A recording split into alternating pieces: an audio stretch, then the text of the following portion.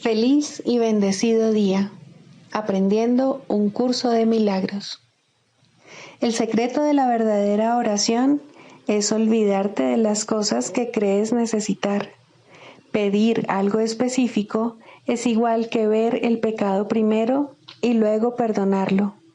Del mismo modo, al orar pasas por alto tus necesidades específicas, tal como las ves, y las dejas en manos de Dios. Ahí se convierten en los regalos que le haces, pues le dicen que no antepondrás otros dioses a Él, ni que quieres otro amor que el suyo. Este libro es un comienzo, no un final.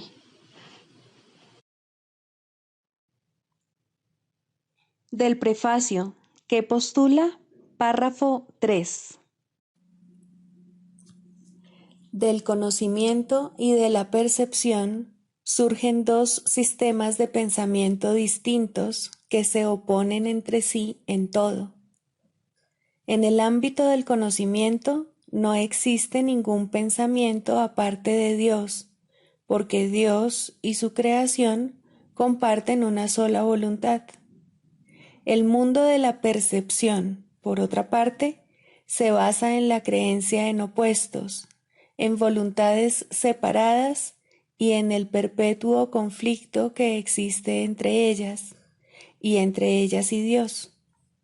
Lo que la percepción ve y oye parece real porque sólo admite en la conciencia aquello que concuerda con los deseos del perceptor. Esto da lugar a un mundo de ilusiones, mundo que es necesario defender sin descanso, precisamente porque no es real. Introducción. Este es un curso de milagros, es un curso obligatorio. Solo el momento en que decides tomarlo es voluntario. Tener libre albedrío no quiere decir que tú mismo puedas establecer el plan de estudios. Significa únicamente que puedes elegir lo que quieres aprender en cualquier momento dado. Este curso no pretende enseñar el significado del amor, pues eso está más allá de lo que se puede enseñar. Pretende, no obstante, despejar los obstáculos que impiden experimentar la presencia del amor, el cual es tu herencia natural. Lo opuesto al amor es el miedo, pero aquello que todo lo abarca no puede tener opuestos. Este curso puede, por lo tanto, resumirse muy simplemente de la siguiente manera. Nada real puede ser amenazado. Nada irreal existe. En esto radica la paz de Dios. Capítulo 1. El significado de los milagros. Primero, principios de los milagros. Principio 17. Los milagros trascienden el cuerpo, son cambios súbitos al dominio de lo invisible, más allá del nivel corporal. Por eso es por lo que curan. Capítulo 26. La transición. 7. Las leyes de la curación. Este es un curso de milagros. Como tal, las leyes de la curación deben entenderse antes de que se pueda alcanzar el propósito del curso. Repasemos los principios que hemos estudiado y organicémoslos a modo de resumen de lo que debe ocurrir para que sea posible la curación, pues una vez que es posible, no puede sino tener lugar. Toda enfermedad tiene su origen en la separación. Cuando se niega la separación, la enfermedad desaparece, pues desaparece tan pronto como la idea que la produjo es sanada y reemplazada por la cordura. Al pecado y a la enfermedad se les considera causa y consecuencia respectivamente. en una relación que se mantiene oculta de la conciencia, a fin de mantenerla excluida de la luz de la razón. La culpabilidad clama por castigo y se le concede su petición, no en la realidad, sino en el mundo de ilusiones y sombras que se erige sobre el pecado. El Hijo de Dios percibió lo que quería ver, porque la percepción es un deseo colmado. La percepción cambia, pues fue concebida para sustituir el conocimiento inmutable. Mas la verdad no ha cambiado. La verdad no se puede percibir, sino solo conocerse.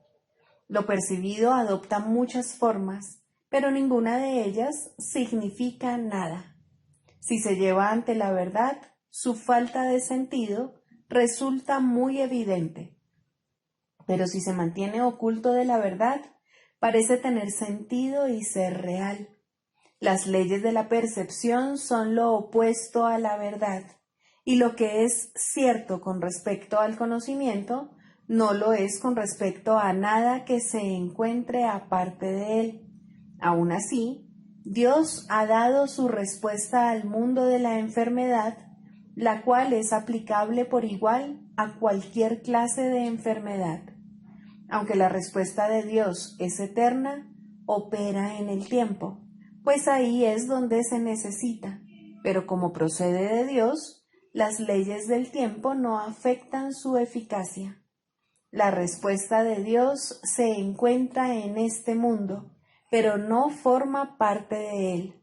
Es real y mora donde la realidad no puede sino estar. Las ideas no abandonan su fuente y sus efectos solo dan la impresión de estar separados de ellas. Las ideas pertenecen al ámbito de la mente. Lo que se proyecta y parece ser externo a la mente no se encuentra afuera en absoluto, sino que es un efecto de lo que está adentro y no ha abandonado su fuente. La respuesta de Dios está allí donde se encuentra la creencia en el pecado, pues sólo allí se pueden cancelar sus efectos completamente y dejárseles sin causa. Las leyes de la percepción tienen que ser invertidas, pues son una inversión de las leyes de la verdad. Las leyes de la verdad son eternamente ciertas y no se pueden invertir. No obstante, se pueden percibir al revés, y esto debe corregirse allí donde se encuentra la ilusión de que han sido invertidas. Es imposible que una sola ilusión sea menos receptiva a la verdad que las demás, pero es posible que a algunas se les otorgue más valor y que haya más renuencia a entregárselas a la verdad a fin de recibir ayuda y curación. Ninguna ilusión tiene ni un solo ápice de verdad en ella. Sin embargo, parece que algunas son más verdaderas que otras, aunque es claro que eso no tiene ningún sentido. Lo único que una jerarquía de ilusiones puede mostrar son preferencias, no la realidad. ¿Qué tienen que ver las preferencias con la verdad? Las ilusiones son ilusiones y son falsas. Tus preferencias no les otorgan realidad. Ninguna de ellas es verdad desde ningún punto de vista, y todas cederán con igual facilidad ante la respuesta que Dios dio para todas ellas. La voluntad de Dios es una, y cualquier deseo que parezca ir en contra de su voluntad no tiene fundamento alguno en la verdad. El pecado no es ni siquiera un error, pues va más allá de lo que se puede corregir al ámbito de lo imposible. Pero la creencia de que es real ha hecho que algunos errores parezcan estar por siempre más allá de toda esperanza de curación y ser la eterna justificación del infierno. Si esto fuese cierto, lo opuesto al cielo se opondría a él y sería tan real como él, y así la voluntad de Dios estaría dividida en dos, y toda la creación sujeta a las leyes de dos poderes contrarios, hasta que Dios llegase al límite de su paciencia, dividiese el mundo en dos y se pusiese a sí mismo a cargo del ataque. De este modo él habría perdido el juicio al proclamar que el pecado ha usurpado su realidad y ha hecho que su amor se rinda finalmente a los pies de la venganza. Ante una imagen tan demente, solo se puede esperar una defensa igualmente demente, pero ésta no puede establecer que la imagen sea verdad. Nada puede hacer que lo que no tiene sentido lo tenga, y la verdad no necesita defensas para ser la verdad. Las ilusiones no tienen ni testigos ni efectos. El que las contempla no hace sino engañarse a sí mismo. Perdonar es la única función que se puede tener aquí, y su propósito es llevarle la dicha que este mundo niega a cada aspecto del Hijo de Dios, allí donde parecía reinar el pecado. Tal vez no comprendas el papel que juega el perdón en el proceso de poner fin a la muerte y a todas las creencias que surgen de las brumas de la culpabilidad. Los pecados son creencias que tú interpones entre tu hermano y tú. Los pecados hacen que estés limitado al tiempo y al espacio y te conceden un pequeño lugar a ti y otro a él. En tu percepción, esta separación está simbolizada por el cuerpo, que claramente está separado y es algo aparte. Lo que este símbolo representa, no obstante, es tu deseo de estar aparte y separado. El perdón elimina lo que se interpone entre tu hermano y tú. El perdón es el deseo de estar unido a él y no separado. Lo llamamos deseo porque todavía concibe otras opciones y aún no ha trascendido enteramente el mundo de las alternativas. Aún así, está en armonía con el estado celestial y no se opone a la voluntad de Dios. Y aunque no llega a darle toda tu herencia, elimina los obstáculos que has interpuesto entre el cielo donde te encuentras y el reconocimiento de dónde estás y de lo que eres. Los hechos no cambian. Sin embargo, se pueden negar y así desconocerse, si bien se conocían antes de que fueran negados. La salvación, perfecta e íntegra, solo pide que desees, aunque sea mínimamente, que la verdad sea verdad, que estés dispuesto, aunque no sea del todo, a pasar por alto lo que no existe, y que abrigues un leve anhelo por el cielo como lo que prefieres a este mundo, donde la muerte y la desolación parecen reinar, y la creación se alzará dentro de ti en jubilosa respuesta para reemplazar al mundo que ves por el cielo, el cual es completamente perfecto e íntegro. ¿Qué es el perdón sino estar dispuesto a que la verdad sea verdad? Que puede permanecer enfermo y separado de la unidad que encierra dentro de sí todas las cosas? El pecado no existe y cualquier milagro es posible en el instante en que el Hijo de Dios percibe que sus deseos y la voluntad de Dios son uno. ¿Qué dispone la voluntad de Dios? Dispone que su Hijo lo tenga todo, y Él garantizó esto cuando lo creó para que fuese todo. Es imposible perder nada si lo que tienes es lo que eres. Este es el milagro mediante el cual la creación se convirtió en tu función, la cual compartes con Dios. Esto no se entiende estando separado de Él y, por lo tanto, no tiene sentido en este mundo. Aquí, el Hijo de Dios no pide mucho, sino demasiado poco, pues está dispuesto a sacrificar la identidad que comparte con todo a cambio de su propio miserable tesoro. Mas no puede hacer esto sin experimentar una sensación de desolación, de pérdida y de soledad. Este es el tesoro tras el que ha ido en pos, y solo puede tener miedo de ella. ¿Es acaso el miedo un tesoro? ¿Puede ser la incertidumbre tu deseo? ¿O es simplemente que te has equivocado con respecto a lo que es tu voluntad y a lo que realmente eres?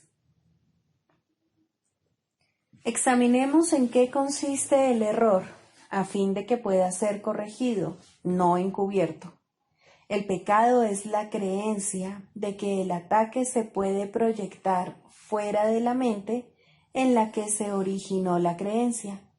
Aquí la firme convicción de que las ideas pueden abandonar su fuente se vuelve real y significativa, y de este error surge el mundo del pecado y del sacrificio. Este mundo es un intento de probar tu inocencia y, al mismo tiempo, de atribuirle valor al ataque. Su fallo estriba en que sigues sintiéndote culpable, aunque no entiendes por qué. Los efectos se ven como algo aparte de su fuente y no parece que puedas controlarlos o impedir que se produzcan, y lo que de esta manera se mantiene aparte jamás se puede unir. Causa y efecto no son dos cosas separadas, sino una sola. Dios dispone que aprendas lo que siempre ha sido verdad, que Él te creó como parte de sí mismo, y que esto no puede sino seguir siendo verdad, porque las ideas no abandonan su fuente.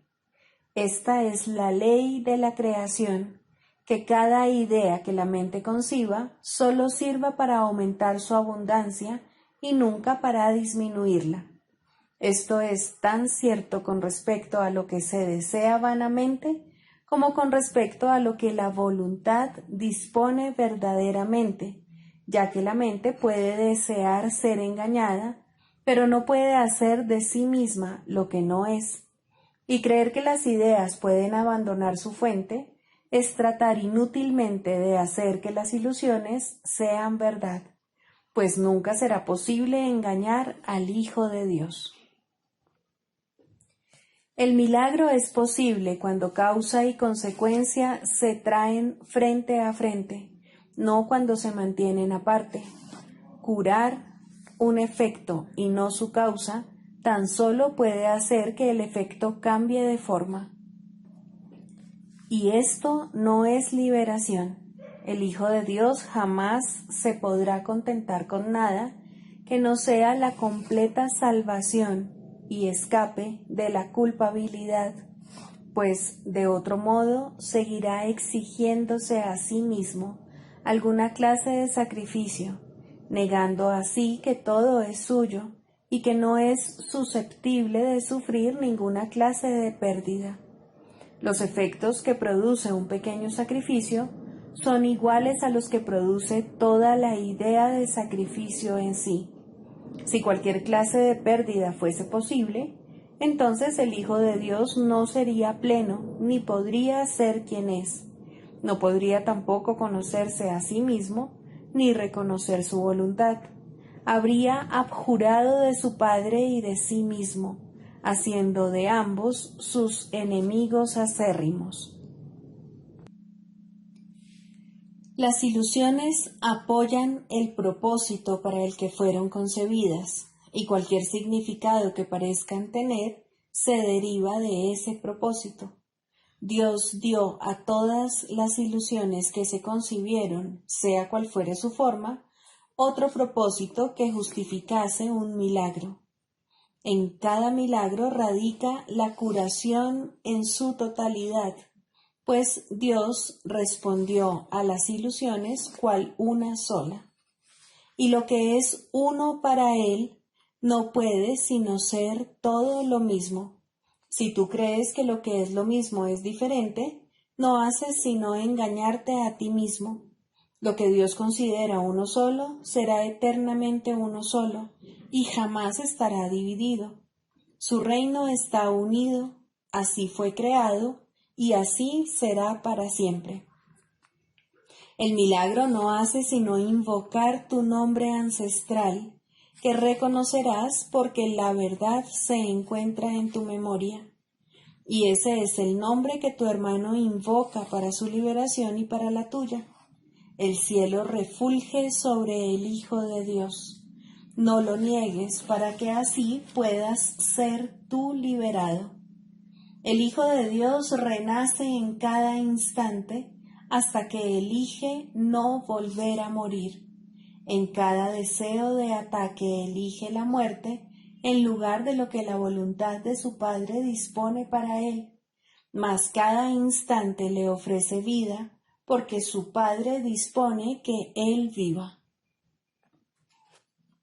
La crucifixión se abandona en la redención porque donde no hay dolor ni sufrimiento, no hay necesidad de curación.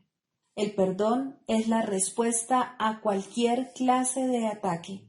De esta manera se cancelan los efectos del ataque y se responde al odio en nombre del amor. Gloria eterna a ti, que se te ha encomendado salvar al Hijo de Dios de la crucifixión, del infierno y de la muerte, pues tienes el poder de salvar al Hijo de Dios, porque su Padre así lo dispuso, y en tus manos yace la salvación para ser ofrecida y recibida como una. Usar el poder que Dios te ha dado como Él quiere que se use es algo natural.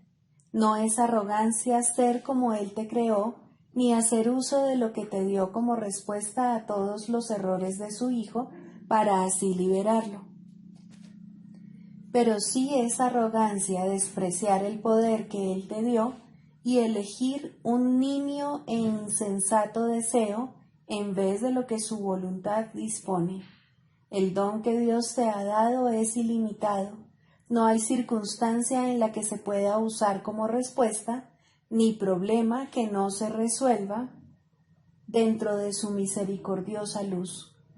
Mora en paz, donde Dios quiere que estés, y sé el instrumento por el que tu hermano puede hallar la paz en la que tus deseos se ven colmados. Unámonos para derramar bendiciones sobre el mundo del pecado y de la muerte, pues lo que puede salvar a cualquiera de nosotros, puede salvarnos a todos. No hay diferencias entre los hijos de Dios. La unidad que el especialismo niega los salvará a todos, pues en lo que es uno no hay cabida para el especialismo, y todo les pertenece a todos por igual. Ningún deseo puede interponerse entre un hermano y lo que es semejante a él. Arrebatarle algo a uno de ellos es desposeerlos a todos. Mas bendecir a uno de ellos es bendecirlos a todos cual uno solo. Tu nombre ancestral es el nombre de todos ellos, tal como el de ellos es el tuyo. Invoca el nombre de tu hermano, y Dios te contestará, pues es a él a quien invocas. ¿Podría él negarse a contestar cuando ya ha contestado a todos los que lo invocan? Un milagro no puede cambiar nada en absoluto, pero puede hacer que lo que siempre ha sido verdad sea reconocido por aquellos que lo desconocen, y mediante este pequeño regalo de verdad se le permite a lo que siempre ha sido verdad ser lo que es, al Hijo de Dios ser Él mismo y a toda la creación ser libre para invocar el nombre de Dios cual una sola. Libro de ejercicios, lección 185. Deseo la paz de Dios. Decir estas palabras no es nada, pero decirlas de todo corazón lo es todo. Si pudieras decirlas de corazón, aunque solo fuera por un instante, jamás volverías a sentir pesar alguno en ningún lugar o momento. Recobrarías plena conciencia del cielo. El recuerdo de Dios quedaría completamente reinstaurado y la resurrección de toda la creación plenamente reconocida. No hay nadie que pueda decir estas palabras de todo corazón y no curarse. Ya no podría entretenerse con sueños o creer que él mismo es un sueño. No podría inventar un infierno y creer que es real. Desea la paz de Dios y se le concede. Eso es todo lo que desea y todo lo que recibirá. Son muchos los que han dicho estas palabras, pero ciertamente son muy pocos los que las han dicho de todo corazón. No tienes más que contemplar el mundo que ves a tu alrededor para cerciorarte de cuán pocos han sido. El mundo cambiaría completamente solo con que hubiese dos que estuviesen de acuerdo en que esas palabras expresan lo único que ellos anhelan. Dos mentes con un solo empeño se vuelven tan fuertes que lo que disponen se convierte en la voluntad de Dios. Pues las mentes solo se pueden unir en la verdad. En sueños no hay dos mentes que puedan compartir la misma intención. Para cada una de ellas, el héroe del sueño es distinto y el desenlace deseado no es el mismo. El perdedor y el ganador simplemente alternan de acuerdo con patrones cambiantes según la proporción entre ganancia y pérdida, y entre pérdida y ganancia adquiere un matiz diferente o adopta otra forma. No obstante, lo único que se puede hacer en sueños es transigir. A veces ello adopta la forma de una unión, pero solo la forma. En los sueños nada tiene significado, pues su meta es transigir. Las mentes no pueden unirse en sueños, solo pueden negociar. Mas, ¿qué trato podrían hacer que les proporcionase la paz de Dios? Las ilusiones pasan a ocupar su lugar y lo que Él es deja de tener significado para las mentes dormidas, empeñadas en hacer tratos, cada cual en beneficio propio y a costa de la pérdida de otros. Desear la paz de Dios de todo corazón es renunciar a todos los sueños, pues nadie que diga estas palabras de todo corazón desea ilusiones o busca la manera de obtenerlas. Las ha examinado y se ha dado cuenta de que no le ofrecen nada. Ahora procura ir más allá de ellas al reconocer que otro sueño solo le ofrecería lo mismo que los demás. Para él, todos los sueños son uno, y ha aprendido que la única diferencia entre ellos es la forma que adoptan, pues cualquiera de ellos suscitará la misma desesperación y zozobra que los demás. La mente que desea la paz de todo corazón debe unirse a otras mentes, pues así es como se alcanza la paz.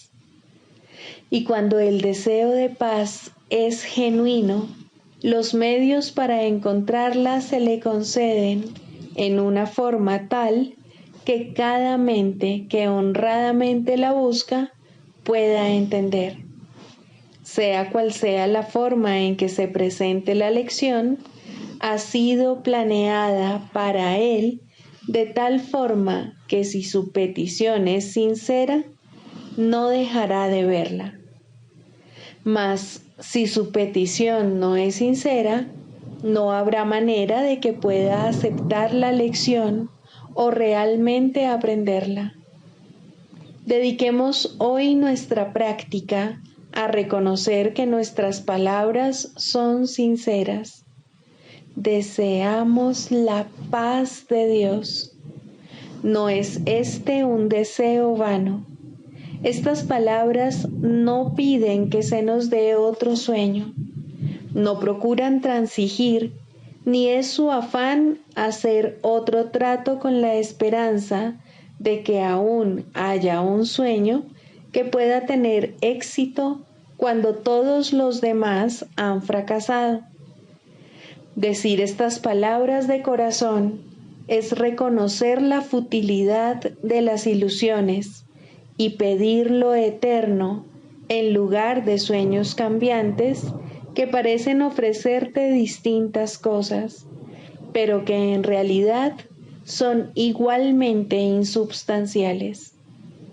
Dedica hoy tus sesiones de práctica a escudriñar minuciosamente tu mente, a fin de descubrir los sueños que todavía anhelas. ¿Qué es lo que realmente deseas de corazón? Olvídate de las palabras que empleas al hacer tus peticiones. Considera solamente lo que crees que te brindará consuelo y felicidad. Pero no te desalientes por razón de las ilusiones que aún perduran, pues la forma que éstas adoptan no es lo que importa ahora. No dejes que algunos sueños te resulten más aceptables, mientras que te avergüenzas de otros y los ocultas. Son todos el mismo sueño. Y puesto que todos son el mismo, debes hacer la siguiente pregunta con respecto a cada uno de ellos. ¿Es esto lo que deseo en lugar del cielo y de la paz de Dios? Esta es la lección que tienes ante ti. No te dejes engañar pensando que es de otra manera. En esto no es posible transigir, pues o bien eliges la paz de Dios, o bien pides sueños, y estos vendrán a ti tal como los hayas pedido. Mas la paz de Dios vendrá con igual certeza para permanecer contigo para siempre. No desaparecerá con cada curva o vuelta del camino para luego reaparecer sin que sea reconocible, en formas que cambian y varían con cada paso que das. Deseas la paz de Dios, y eso es lo que desean también todos los que parecen ir en pos de sueños. Esto es lo único que pides tanto para ellos como para ti cuando haces esta petición con profunda sinceridad, pues de esta manera procuras alcanzar lo que ellos desean realmente y unes tu intención a lo que ellos quieren por encima de todas las cosas, hecho este que tal vez les sea desconocido, si bien para ti es indudable. Ha habido ocasiones en las que has sido débil y en las que has estado indeciso acerca de tu propósito, inseguro con respecto a lo que quieres, a dónde ir a buscarlo o a dónde acudir en busca de ayuda. Mas la ayuda ya se te ha dado. ¿No la aprovecharías ahora compartiéndola? Nadie que realmente busque la paz de Dios puede dejar de hallarla, pues lo único que pide es dejar de engañarse a sí mismo al negarse lo que la voluntad de Dios dispone. ¿Quién que pida lo que ya es suyo podría quedar insatisfecho? ¿Quién que pida una respuesta que él puede dar, puesto que dispone de ella, puede decir que no se le ha contestado? La paz de Dios es tuya. La paz fue creada para ti. Tu Creador te la dio y la estableció como su propio regalo eterno. ¿Cómo ibas a poder fracasar cuando tan solo estás pidiendo lo que Él dispone para ti? ¿Y cómo podría ser que lo que pides fuese solamente para ti? No hay ningún don de Dios que no sea para todos. Este es el atributo que distingue a los dones de Dios de todos los sueños que jamás parecieron ocupar el lugar de la verdad.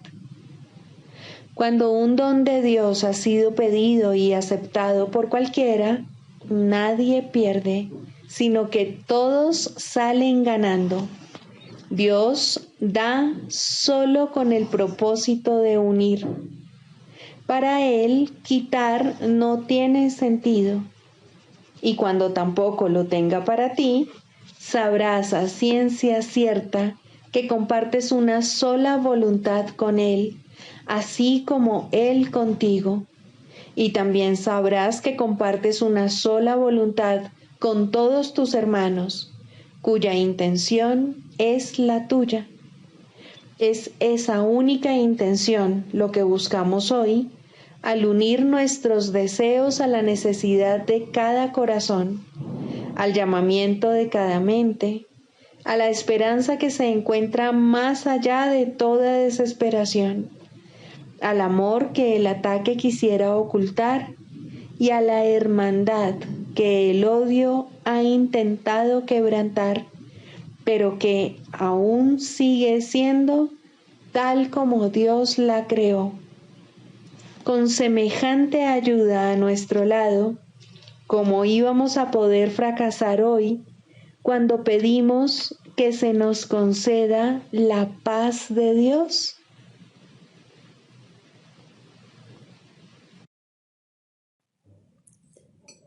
Manual para el maestro. 4.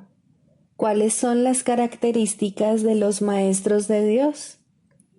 Las características superficiales de los maestros de Dios no son en modo alguno similares.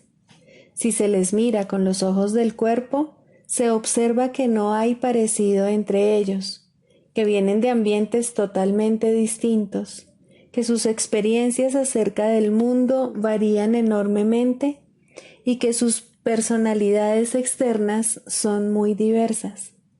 Durante las primeras etapas en el desempeño de su función como maestros de Dios, no han adquirido todavía las profundas características que los establecerán como lo que son. Dios concede dones especiales a sus maestros, porque tienen un papel especial que desempeñar en su plan para la expiación.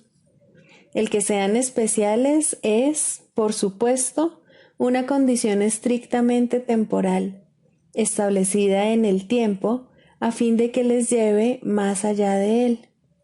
Estos dones especiales, nacidos de la relación santa hacia la que se encamina la situación de aprendizaje-enseñanza, se convierten en algo característico de todos los maestros de Dios que han progresado en su aprendizaje. Desde este punto de vista, todos son iguales. Cualquier diferencia entre los hijos de Dios es siempre temporal. Puede afirmarse, no obstante, que, en el tiempo, los maestros de Dios más avanzados poseen las siguientes características: confianza, honestidad, tolerancia, mansedumbre, júbilo, indefensión, generosidad, paciencia, fe y mentalidad abierta. Hoy haremos hincapié en la característica 4, la mansedumbre.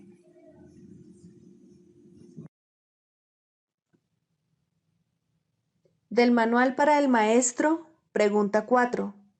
¿Cuáles son las características de los maestros de Dios? 4. Mansedumbre. Para los maestros de Dios, el daño es algo imposible. No pueden infligirlo ni sufrirlo. El daño es el resultado de juzgar. Es el acto deshonesto que sigue a un pensamiento deshonesto. Es un veredicto de culpabilidad contra un hermano y por ende contra uno mismo. Representa el fin de la paz y la negación del aprendizaje. Demuestra la ausencia del plan de aprendizaje de Dios y el hecho de haber sido sustituido por la demencia. Todo maestro de Dios tiene que aprender, y bastante pronto en su proceso de formación, que hacer daño borra completamente su función de su conciencia. Hacer daño le confundirá y le hará abrigar sospechas y sentir ira y temor. Hará que le resulte imposible aprender las lecciones del Espíritu Santo.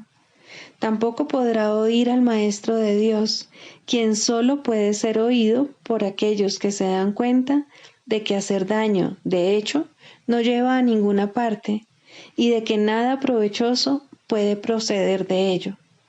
Los maestros de Dios, por lo tanto, son completamente mansos.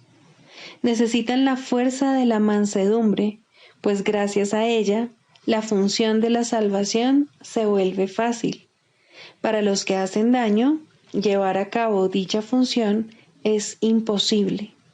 Pero para quienes el daño no tiene significado, la función de la salvación es sencillamente algo natural.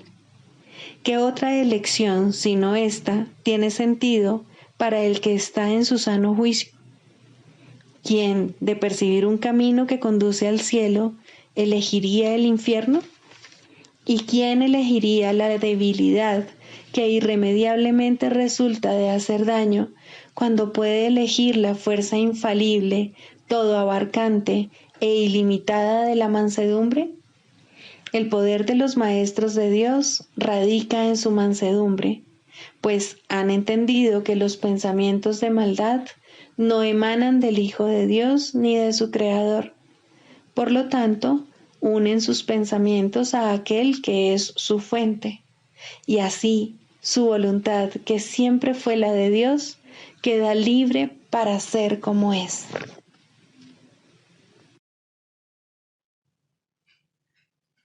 Clarificación de términos. El ego, el milagro. Las ilusiones no perdurarán.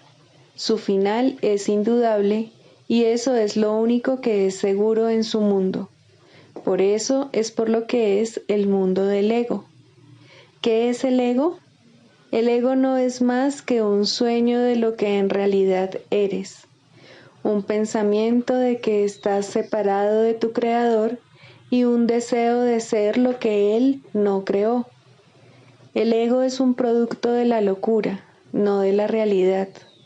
Es tan solo un nombre para lo innombrable, un símbolo de lo imposible, una elección de opciones que no existen.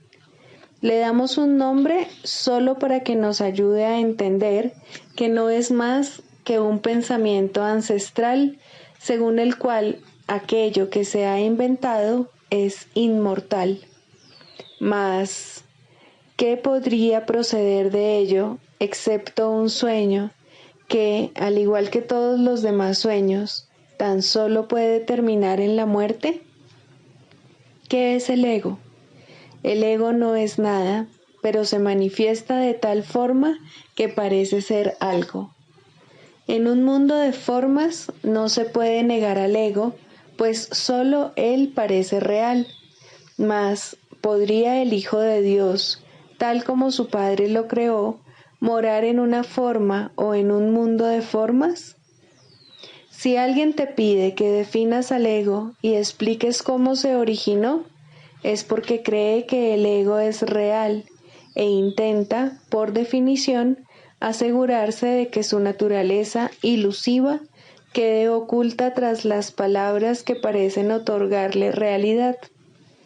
Ninguna definición que se haya hecho de una mentira puede hacer que ésta sea verdad, ni tampoco puede haber una verdad que las mentiras puedan realmente ocultar. La irrealidad del ego no se niega con palabras, ni su significado se vuelve claro por el hecho de que su naturaleza parezca tener una forma. ¿Quién puede definir lo indefinible? Sin embargo, incluso para esto hay una respuesta. No podemos formular realmente una definición de lo que es el ego, pero sí podemos decir lo que no es. Y esto lo podemos ver con perfecta claridad. Basándonos en eso, podemos deducir lo que es. Observa su opuesto y verás la única respuesta que tiene sentido. A lo opuesto al ego, desde cualquier punto de vista, origen, efectos y consecuencias, le llamamos milagro. En él encontramos todo lo que no tiene que ver con el ego en este mundo.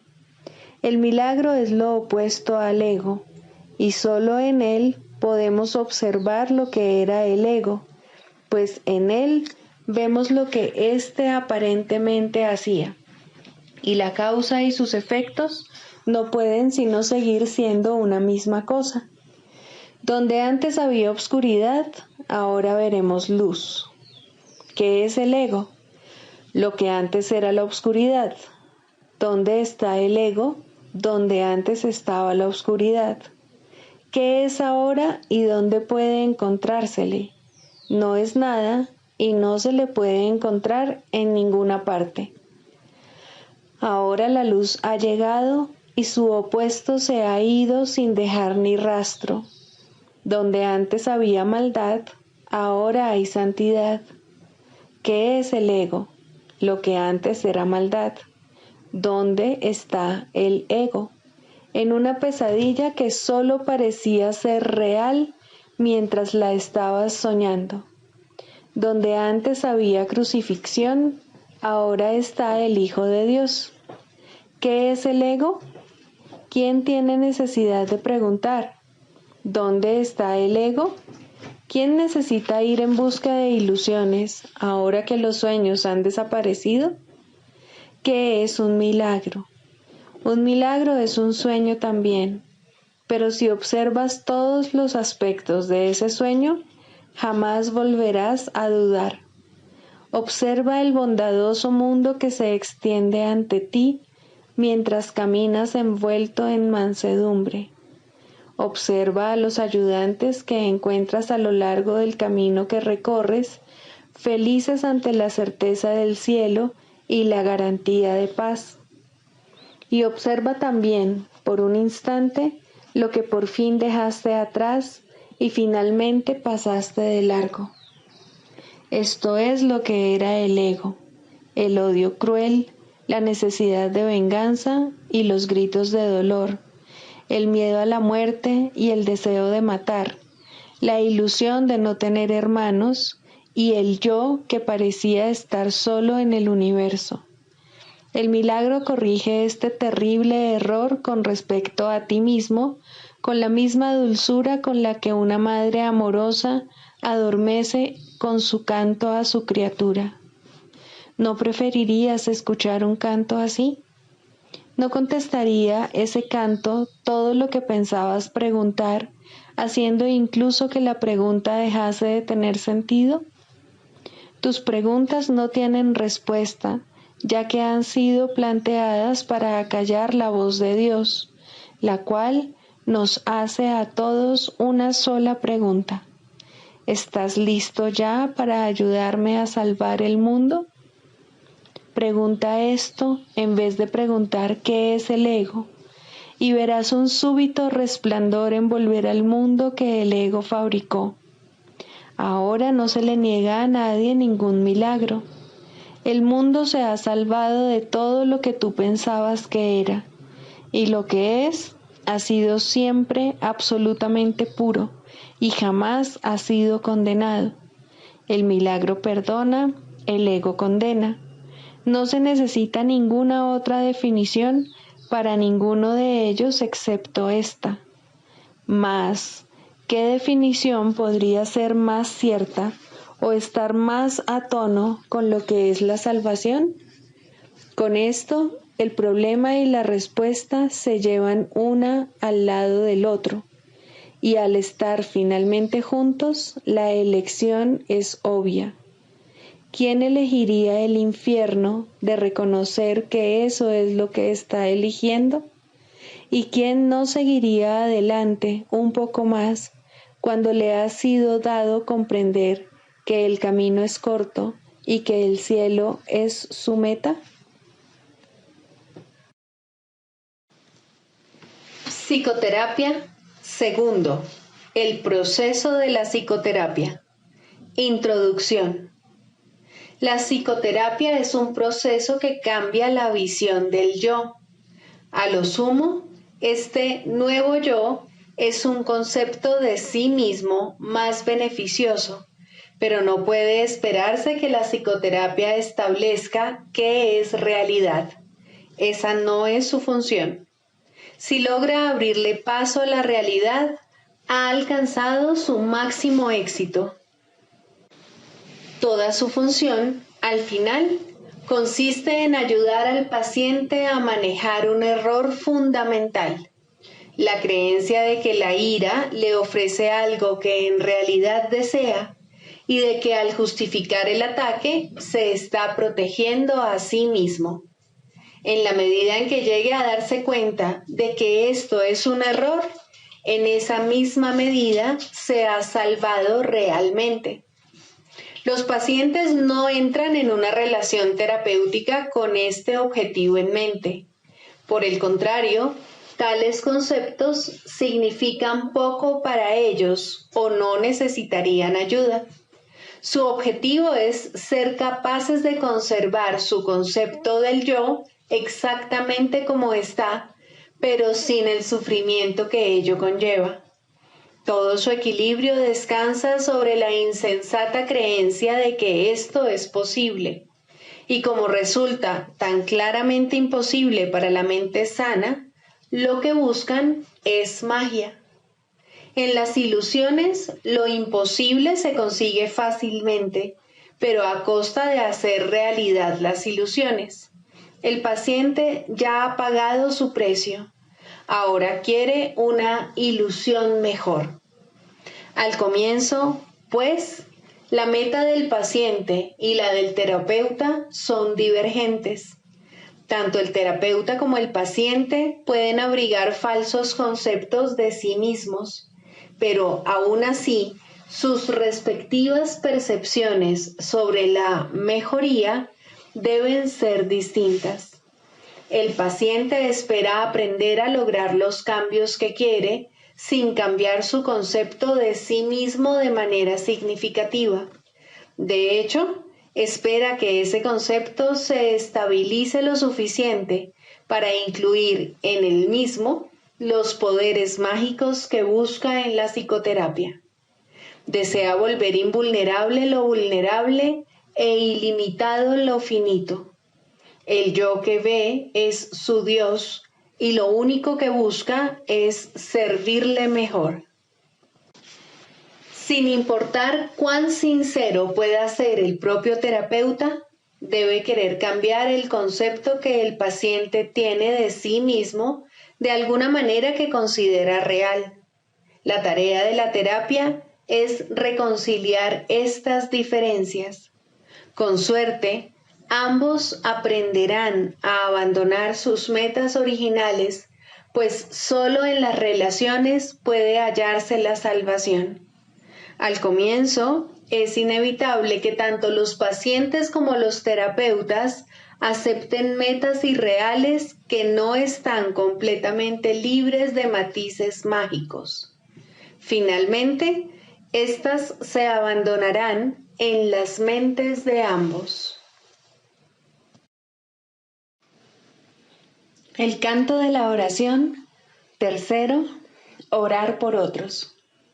Dijimos que siempre oras por ti mismo y así es. ¿Por qué entonces debes orar por otros? Y si debes hacerlo, ¿cómo lo debes hacer?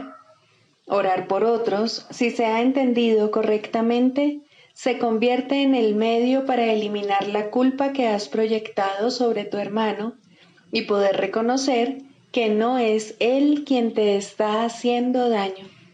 Antes de que se te pueda salvar de la culpa, debes renunciar al pensamiento venenoso de que él es tu enemigo, tu malvada contraparte, tu némesis. El medio para alcanzar esto es la oración de un poder creciente y metas ascendentes hasta que finalmente llega a Dios. Las formas iniciales de la oración en los primeros peldaños de la escalera no están libres de envidia y malicia. Claman venganza, no amor. Tampoco proceden de alguien que entiende que son peticiones de muerte hechas con miedo por quienes atesoran la culpa. Invocan a un Dios vengativo y es Él quien parece contestarles. Nadie puede pedir el infierno para otro y él mismo librarse de él. Solo aquellos que están en el infierno pueden pedir el infierno. Pero aquellos que han sido perdonados y han aceptado su perdón, jamás podrían orar de esa manera. En estos niveles, pues, la meta del aprendizaje no es otra cosa que reconocer que la respuesta a cualquier oración será idéntica a la forma en que la oración se hizo. Eso es suficiente. A partir de ahí, el paso a los siguientes niveles será fácil. El próximo ascenso comienza con esto. Lo que he pedido para mi hermano no es lo que querría para mí.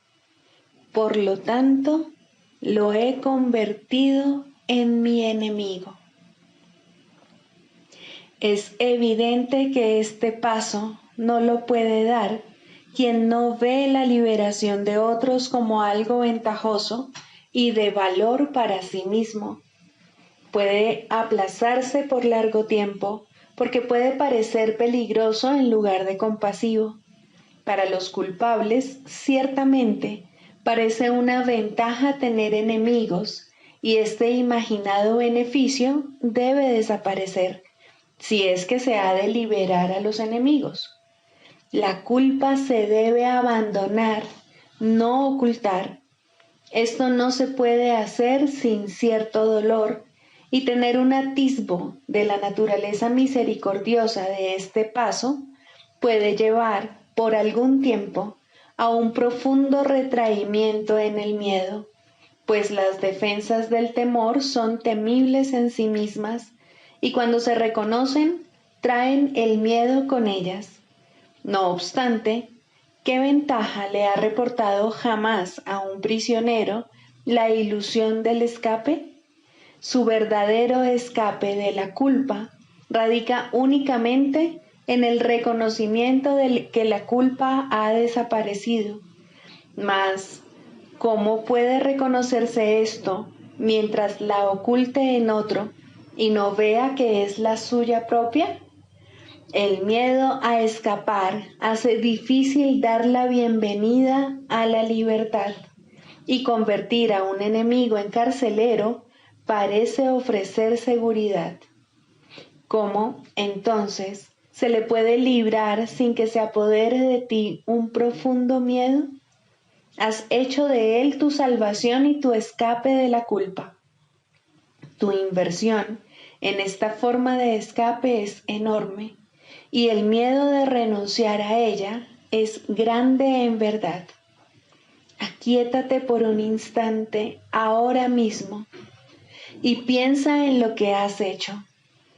No olvides que fuiste tú quien lo hizo y quien puede, por lo tanto, dejarlo ir. Extiende la mano. Este enemigo ha venido a bendecirte. Acepta su bendición y siente tu corazón elevarse y tu miedo desaparecer. No te aferres al miedo ni a él. Él es un hijo de Dios al igual que tú. No es un carcelero, sino un mensajero de Cristo. Sé esto para él, para que él lo sea para ti. No es fácil darse cuenta de que orar para pedir cosas, posición social, amor humano, regalos externos de la clase que sean, siempre se hace para establecer carceleros y ocultarse de la culpa. Estas cosas se emplean como metas que sustituyen a Dios y por lo tanto distorsionan el propósito de la oración. Desearlas es orar por ellas. Uno no necesita pedir explícitamente. La meta de alcanzar a Dios se pierde de vista cuando se va en pos de metas menores de la clase que sean, y la oración se convierte en una petición de enemigos. Incluso en esto se puede ver claramente el poder de la oración. Nadie que desee un enemigo dejará de encontrarlo, mas con igual seguridad perderá de vista la única meta real que se le ofrece. Piensa en el costo que ello supone y compréndelo bien. Todas las demás metas son a costa de Dios. Sigamos a Jesús haciendo del perdón algo tan natural como respirar y algo tan vital como el aire. Amén.